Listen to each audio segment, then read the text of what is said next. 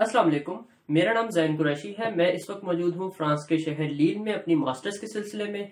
आज की इस वीडियो में मैं कुछ क्वेश्चंस के आंसर शेयर कर रहा हूँ जो स्टूडेंट्स की तरफ से नॉर्मली पूछे जाते हैं। सबसे पहला सवाल ये कि स्टडी के लिए अगर हम किसी दूसरे कंट्री में जाते हैं तो बहुत सारे कंट्रीज हैं, हम फ्रांस को क्यों चूज करें अपनी स्टडी के लिए? ऐसी कौन सी चीजें हैं जिनकी वजह से हम फ्रांस को चूज कर सकते हैं? तो उसका जवाब कुछ इस तरह से है। सबसे पहली चीज कि फ्रांस का जो एप्लीकेशन प्रोसेस है एडमिशंस का या स्कॉलरशिप्स का, वो एज कम्पेयर टू दूसरी स्कॉलरशिप्स दूसरे कंट्रीज के थोड़ा सिंपल है उनके मुकाबले में। ऐसा नहीं कि बहुत ही सिंपल है, लेकिन उनके कंपैरिजन में थोड़ा इजी है और स्टूडेंट्स इसको इजीली कवर कर सकते हैं। दूसरी बात यह कि फ्रांस में आइल्स के बगैर भी एडमिशन आपका हो जाएगा। आइल्स के बगैर भी स्टूडेंट्स यहाँ पर अपनी स्टडी को कैरी ऑन कर रहे हैं। उसके अलावा कि फ्रांस में जो एजुकेशन है वो एडवांस है और एजुकेशन जो है वो आपको तालीम का जो मयार है वो अच्छा मिल जाता है और उसी तालीम के साथ साथ आपको यहाँ पर इंटर्नशिप्स का एक्सपोजर भी हो जाता है। अगर आपकी वो इंटर्नशिप किसी इंडस्ट्री में है तो आपको इंडस्ट्रियल एक्सपीरियंस भी अपनी स्टडी के साथ मिल जाता है। उसके अलावा कि हर मंथ आपको ट्रैवल अलाउंस और अकोमोडेशन अलाउंस भी रिसीव होता है, जिससे आपका रेंट भी कम हो जाता है और आप ट्रैवल भी इजीली कर सकते हैं कम पैसों में। उसी के साथ साथ अगर कोई स्टूडेंट स्कॉलरशिप अवेल नहीं करता है तो जरूरी है कि वो अब जिस यूनिवर्सिटी में उसका एडमिशन हुआ है वो अपनी यूनिवर्सिटी से रिक्वेस्ट करके अपनी फीस को फुल के बजाय हाफ भी करवा सकता है। काफी सारे स्टूडेंट्स हैं जिन्होंने ये अपॉर्चुनिटी भी अवेल की है फ्रांस में। तो स्टूडेंट जो है रिक्वेस्ट करके अपनी यूनिवर्सिटी से फीस को हाफ भी करवा सकते हैं। उसके अलावा कि आपका फ्री हेल्थ इंश्योरेंस है फ्रांस में स्टूडेंट के लिए। अगर आप स्कॉलरशिप पे आते हैं तो ये आपके लिए बहुत ही बेनिफिट वाली चीज है कि अगर आप यहाँ पर आएंगे तो आपका जो हेल्थ इंश्योरेंस होगा वो फ्री हो जाएगा। और उसी के साथ साथ फ्रांस में जो है ऐसी बहुत सारी स्टूडेंट ऑर्गेनाइजेशंस हैं, नॉन प्रॉफिट ऑर्गेनाइजेशंस हैं जो वर्क कर रही हैं और स्टूडेंट्स को वो हेल्प करती हैं in terms of their living expense, in terms of their food और भी ऐसी बहुत सारी चीजें। तो ये कुछ चीजें हैं जिनकी बुनियाद पे आप फ्रांस आ सकते हैं और आप यहाँ पे आके अपनी स्टडी को कैरी ऑन कर सकते हैं विदाउट किसी बड़ी डिफिकल्टी के। उसी के साथ साथ जो दूसरा सवाल होता है वो ये है कि हमें फ्रांस की एजुकेशन से रिलेटेड सारी इंफॉर्मेशन या स्कॉलरशिप से रिलेटेड सारी इंफॉर्मेशन कहाँ से हासिल हो सकती है और इन सब चीजों को मैनेज करने वाला कौन है। तो पाकिस्तान में आप कैंपस फ्रांस पाकिस्तान की वेबसाइट पे जा सकते हैं या फेसबुक पे उनका पेज है वहां जा सकते हैं, या कैंपस फ्रांस से डायरेक्टली आप कांटेक्ट कर सकते हैं, अपॉइंटमेंट ले सकते हैं उनसे।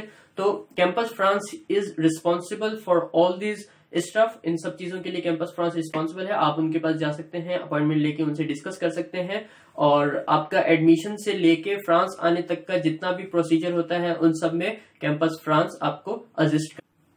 उसके अलावा कि जिस तरह से दूसरे कंट्रीज में हमें स्कॉलरशिप लेने के लिए, एडमिशन लेने के लिए वहां प्रोफेसर से हमें एक्सेप्टेंस लेटर लेना पड़ता है, तो क्या फ्रांस में भी इसी तरह से कोई एक्सेप्टेंस लेटर की जरूरत होती है स्कॉलरशिप या एडमिशन को अप्लाई करने से पहले?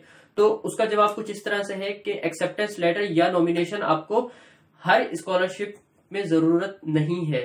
कुछ स्कॉलरशिप्स हैं जिनमें आपको एक्सेप्टेंस लेटर या नॉमिनेशन लेटर पहले यूनिवर्सिटी वालों से या प्रोफेसर से लेने की जरूरत होती है। तमाम स्कॉलरशिप्स में ये जरूरी नहीं है। कुछ एम्बेसी स्कॉलरशिप्स हैं जिनमें बिल्कुल जरूरी नहीं है। आप डायरेक्टली अपनी एप्लीकेशन को फिल कर सकते हैं, भेज सकते हैं और अगर आपकी सिलेक्शन हो तो आप यहाँ पर आके अपनी स्टडी को कैरी ऑन कर सकते हैं। तो एक्सेप्टेंस लेटर बहुत सारी स्कॉलरशिप्स में जरूरी नहीं है, कुछ स्कॉलरशिप्स में जरूरी होता है और कुछ में जरूरी नहीं भी होता। एक क्वेश्चन के पार्ट टाइम जॉब्स या फुल टाइम जॉब्स का क्या सिनेरियो है फ्रांस में? तो पार्ट टाइम जॉब्स या फुल टाइम जॉब्स ये सब डिपेंड करती हैं आपकी लैंग्वेज स्किल्स पे। फ्रांस में फ्रेंच ज्यादा बोली जाती है, फ्रेंच लैंग्वेज को ज्यादा प्रीफर किया जाता है। जरूरी है कि अगर पाकिस्तान से कोई स्टूडेंट फ्रांस आ रहा है अपनी एजुकेशन से रिलेटेड तो उसको जरूरी है कि वो पाकिस्तान में रहकर ही A1 लैंग्वेज और कोशिश करे कि A2 लैंग्वेज लेवल तक वो लैंग्वेज सीख ले, क्योंकि ये बहुत जरूरी है फ्रांस में आकर पार्ट टाइम जॉब्स या फुल टाइम जॉब्स को लेने के लिए। अगर आप यहाँ पार्ट टाइम जॉब्स की भी बात करें तो अगर नॉर्मल हम डिलीवरी जॉब्स की भी बात करें तो उसके लिए भी आपको एटलीस्ट B1 लेवल तक की लैंग्वेज रिक्वायर्ड है। तो अगर आपके पास लैंग्वेज स्किल्स नहीं है तो मतलब आप फ्रांस की बहुत सारी फैसिलिटीज को अवेल नहीं कर पाएंगे, अपॉर्चुनिटीज को अवेल नहीं कर पाएंगे। तो इस पाकिस्तान से आने वाले स्टूडेंट्स को ये रिक्वेस्ट भी है, एडवाइस भी है कि अगर किसी ने माइंड बनाया है फ्रांस आकर अपनी एजुकेशन को कंप्लीट करने का या फ्रांस में आकर अपने कैरियर को परस्यू करने का, तो उसके लिए जरूरी है कि वो भले अपने एडमिशन को 6-8 महीने लेट ले ले, लेकिन वो लैंग्वेज पे काम करे, लैंग्वेज स्किल्स को अपनाए और फ्रेंच लैंग्वेज को ज्यादा से ज्यादा सीखे। A1 और A2 लैंग्वेज जरूरी है कि वो पाकिस्तान से करके यहाँ पर आए और यहाँ आके वो अपनी लैंग्वेज को आगे कैरी ऑन करे। और B1 लेवल तक अगर वो पहुंच जाता है तो इसका मतलब कि वो काफी सारी अपॉर्चुनिटीज को हासिल कर सकता है। वैसे ये जरूरी है कि अगर आपको फुल टाइम यहाँ पर जॉब चाहिए है अपनी स्टडी के बाद, तो आपको एटलीस्ट B2 लेवल तक की फ्रेंच लैंग्वेज आनी चाहिए है। उसके बगैर आपका यहाँ पर काम बहुत मुश्किल हो जाएगा, बहुत ही एक सिनेरियो जो है यहाँ पर बिगड़ जाता है उस सूरत हाल में जब आपके पास लैंग्वेज स्किल्स मौजूद नहीं होते।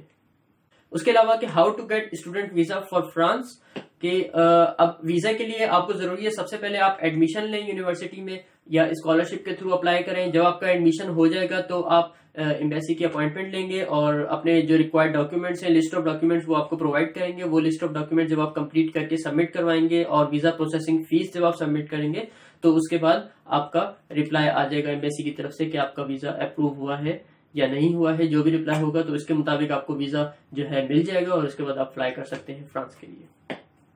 तो आपको जो है वीजा पहले अप्लाई करने की जरूरत नहीं है, आप वीजा जो है अपने एडमिशन कंफर्मेशन के बाद अप्लाई कर सकते हैं।